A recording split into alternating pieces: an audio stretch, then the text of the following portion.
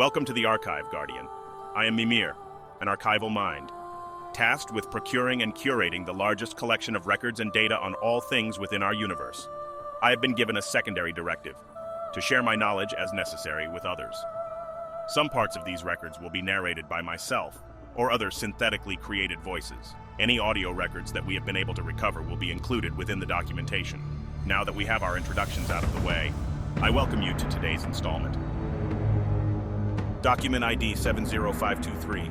Data recovered alongside the Weir-Walker armor found on Titan. Day 3. The ghost of Titan walks on through sunless seas, having died long ago. Repulsion lattice integrity, nominal. Oxygen sieve, nominal. Depth, 106 meters. The lettering on Sloane's HUD clarified into vision. She dragged a hand through methane fluid to her faceplate, absent-mindedly trying to rub the grogginess from her eyes. Motion in the dark surrounding her kicked up clouds of fine grit. Her headlights flared as her fingertips clinked against her helmet. A thrall came screaming into the beam of light, bubbles spewing from its jaws. Sloane's eyes went wide before she reflexively flipped the thrall over her shoulder and kicked its jaw through its skull. Her power suit spooled and pushed stimulants reactively. She pivoted and caught the sword of a knight mid-swing, snapping the weapon in two between the fingers of her gauntlet and driving a shard of broken blade into its chest. Another thrall crossed her headlights just before a silver streak whistled through its throat. Sloane eyed a selection in her visor, which highlighted over 30 dead hive, slowly deteriorating in boils of tiny, rumbling ignitions that sent nerve spasms through their husks. Her visor cleared the readings and snapped onto a friendly. CO chain drifted forward, hive viscera gently wafting into the sea from the slender razors protruding from her shell. You were out for days. Sloane's face wrinkled in confusion. I remember the pyramid wave, falling, dreams. Are you okay? Hive found us, like you said. CO chain said, retracting her blades. Sloane grabbed the ghost and hugged her to her power suit chassis for a moment. Little killer really gave him the business. CO chain chirped. Pyramid wave swept over Titan, bounced around a bit, and centralized where the pyramid stopped. Gravity went crazy, then the ocean. I think we're a few miles from where we were when all this started. The pyramid stopped, then that's where we're headed, after we grab some gear. Sloane said. CO chain dipped forward. One more thing. Something's out there circling us. Not Hive. Can't quite pin it down, but it's big. Yeah? Sloane said, thinking of what went through her mind before she lost consciousness. Then let's not waste any time getting out of here. Sloane lifted herself from the ocean onto a half-submerged arcology platform where she'd stowed a variety of rations and munitions since Titan's skies went dark. Her power suit clattered against the steel mesh floor. She waited for the echoes to die down before taking a moment to exhale in silence. In that quiet moment, she made out a faint voice. CO chain rose into view. Do you hear that? Was about to ask you. Sloane said, standing. She snatched first in, last out from a stow locker, racked the foregrip, then followed the voice down a barnacle-crusted causeway to an old research lab with CO chain in tow.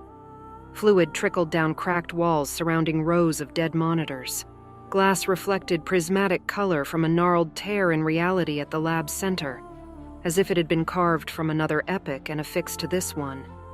A human that didn't seem to notice them paced within the tear, standing in a fully functioning mirage of the arcology.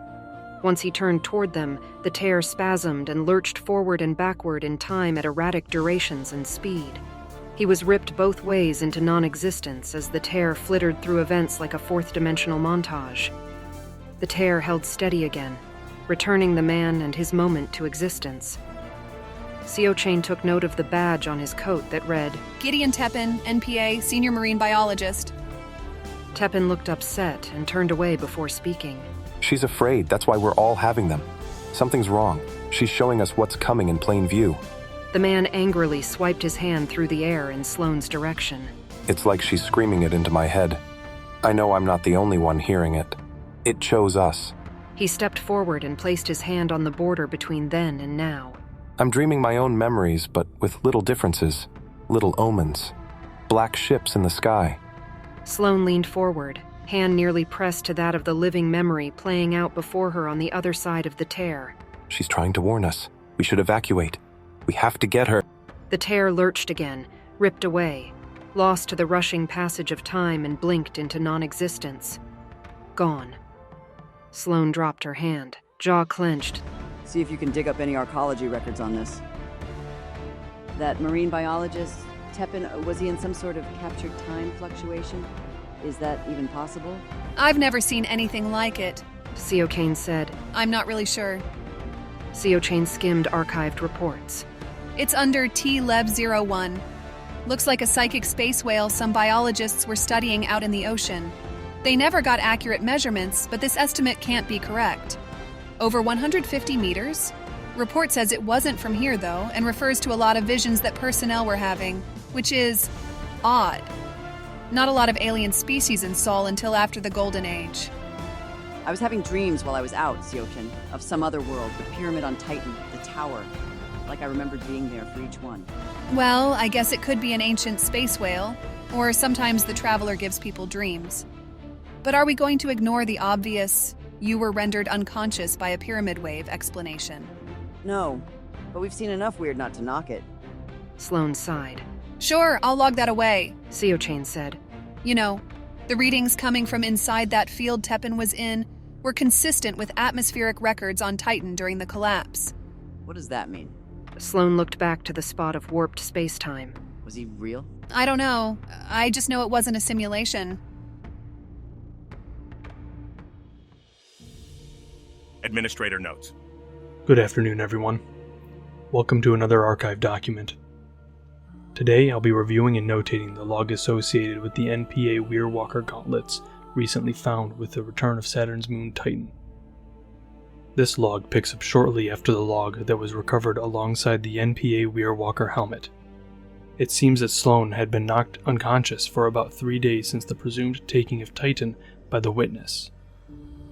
Sloane and Shahan discuss the pyramid coming to a stop above Titan's surface. It's also noted that Shahan has been tracking a large creature that seems to be circling them in the deep. This prompts Sloane and Shahan to start moving again to the location that the pyramid stopped.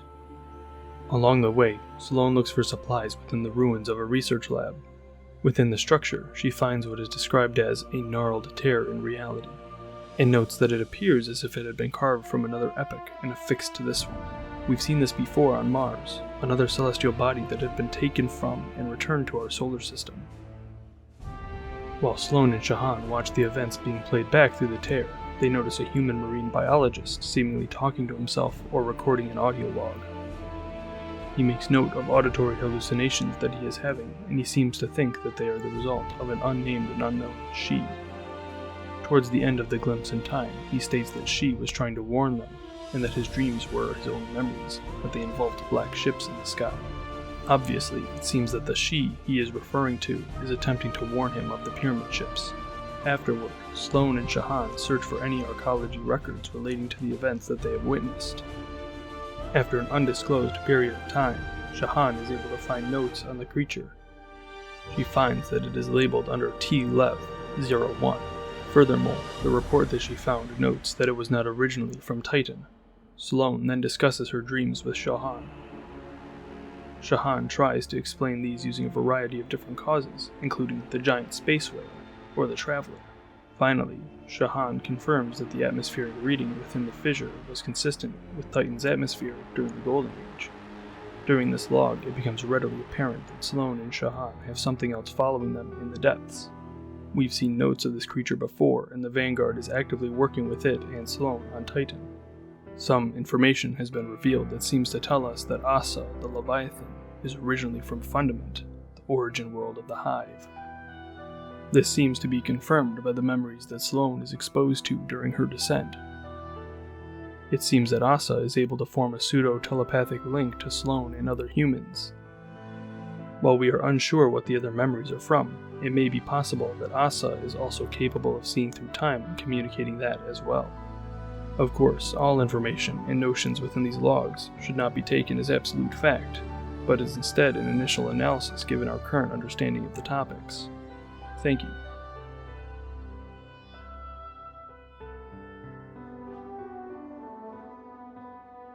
End of Administrator log.